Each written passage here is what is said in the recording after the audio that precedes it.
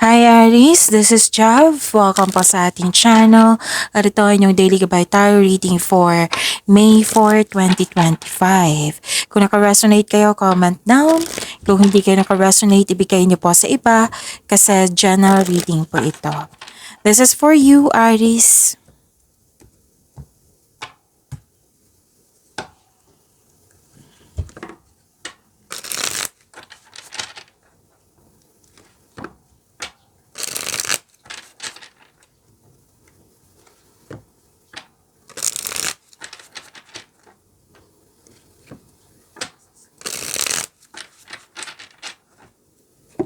Para po ito sa inyo, Aries.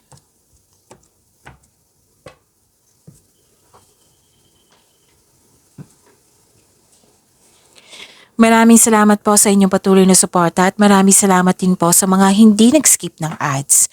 Gamitin ang reading na ito bilang gabay lamang sa mga hindi pa nag-subscribe. Subscribe na po kayo at click bell notification para malaman nyo na may bago tayong video. Para sa mga gusto magpa-reading po, may comment po kayo ng personal reading. Again, comment kayo ng personal reading sa comment section.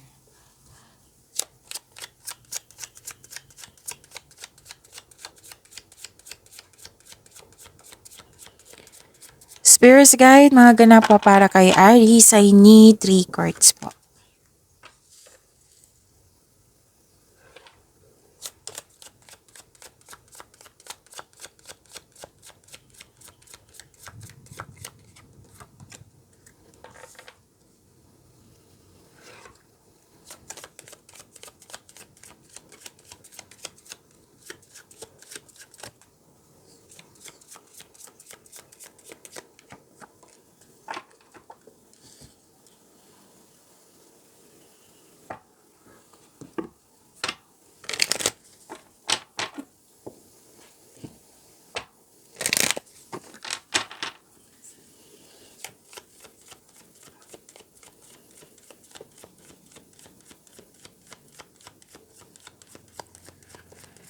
Spirits Guide, Angels, Archangels, Guardian Angels, message pa para kay Aries.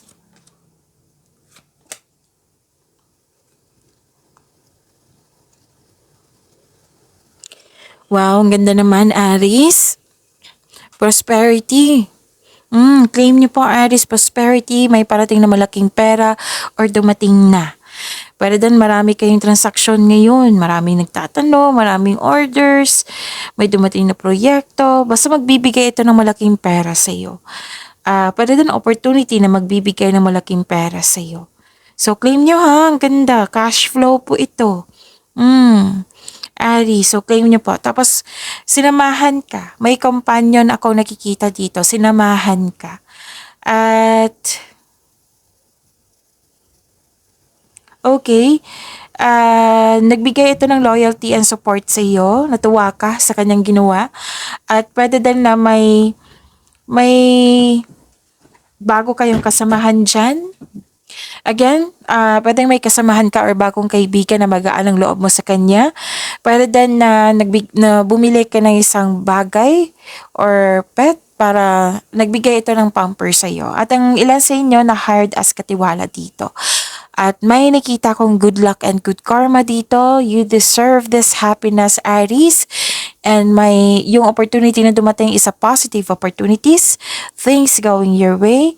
And this is success. So, claim niyo po, Aries. Diba? Ang ganda.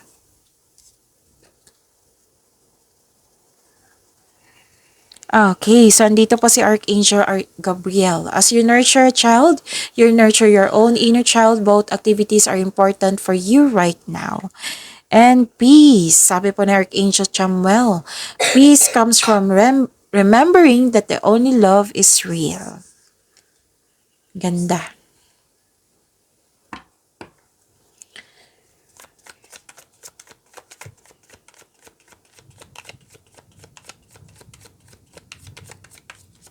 Spirits Guide, ano po yung energy ni Aries?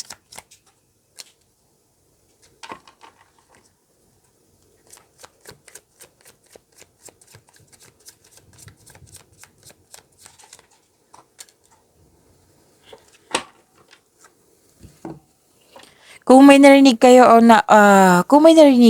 may nakita kayong repeating message, like for example, nanood kayo sa inyong weekly Gabay Tarot reading which is uploaded kahapon.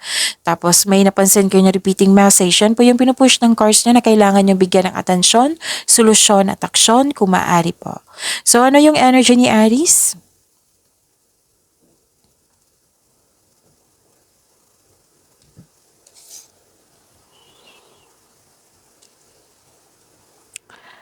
Okay, may obsession ako nakikita dito eh. Pwedeng sa isang bagay or sa isang tao.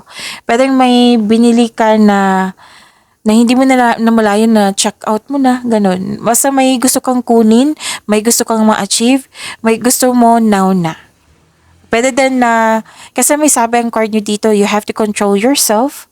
Baka may nangyaring paggasta na hindi mo naman kailangan, or di kaya may mapanilang na tao na gustong may kunin sa'yo. So, mag-ingat kayo. Hmm.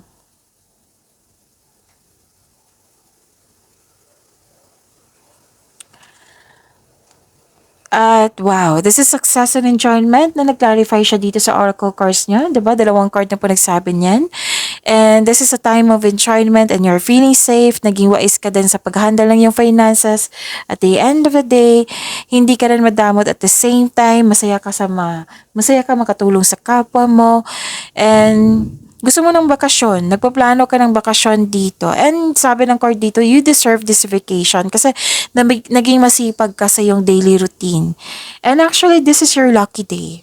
Ang daming sinabi dito na luck, diba? So, this is may good luck, may luck din dito. So, this is your lucky day. Sabi po yan ng card, ha? Aries, so claim nyo po. Lahat ng tinanim mo, nagbo-bloom.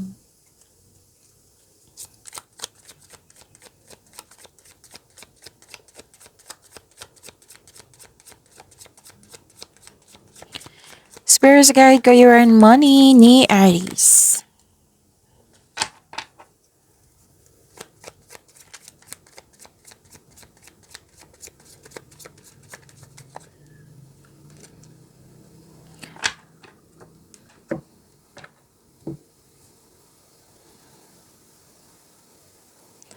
Sa career and money niyo po, nakikita ko dito na wag po daw kayo magpagod masyado. Kasi maraming, pwedeng concern, pwedeng maraming trabaho.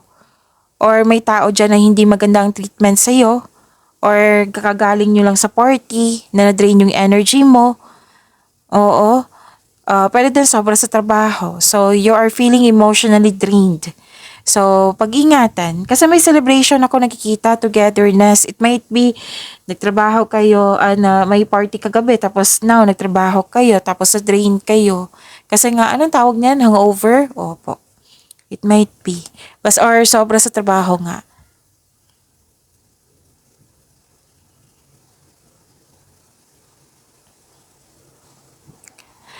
Wow, this is wealth, family, and inheritance. May plano kayo ng family mo or group of friends na magbuo na kayo ng business.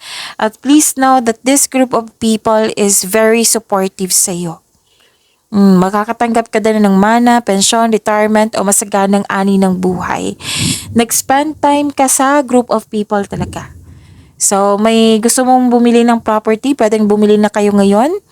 And maghingi kayo ng payo sa taong nirespeto nyo na mas matanda pa sa'yo or wiser.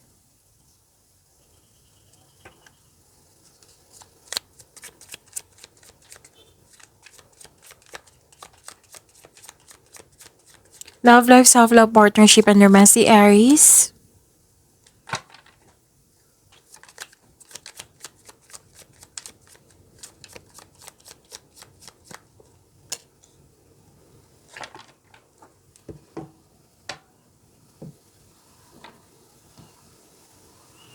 Okay, nakikita ko dito na nagkaroon po ng wag po daw kayo maniwala agad sa chismis.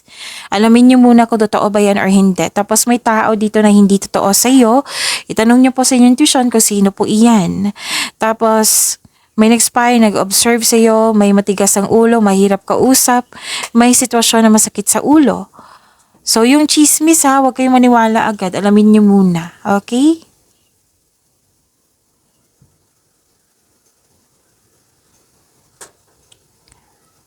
Okay, so this is defensiveness, nanindigan kayo sa inyong desisyon. May ganap na conflict. Dalawang card na mismo nagsabi dito. Pero this card tells you to speak up for your needs at maging willing din kayo makinig sa isang tao na concern mo. Pwedeng partner nyo ito or matalik mong kaibigan na parati mong kasama din or family member. So may kinakaharap kayo na challenges ngayon para huwag kayo mag-alala, Aries, kasi ma-overcome nyo po ito. Sa mga single, ang advice po ng card nyo dito, huwag kayong matakot sa difficulties in love. Mag-put kayo ng clear intention. Pag-imanin nyo po yung blessings na binigay sa inyo, Aries. See you tomorrow. Maraming salamat po.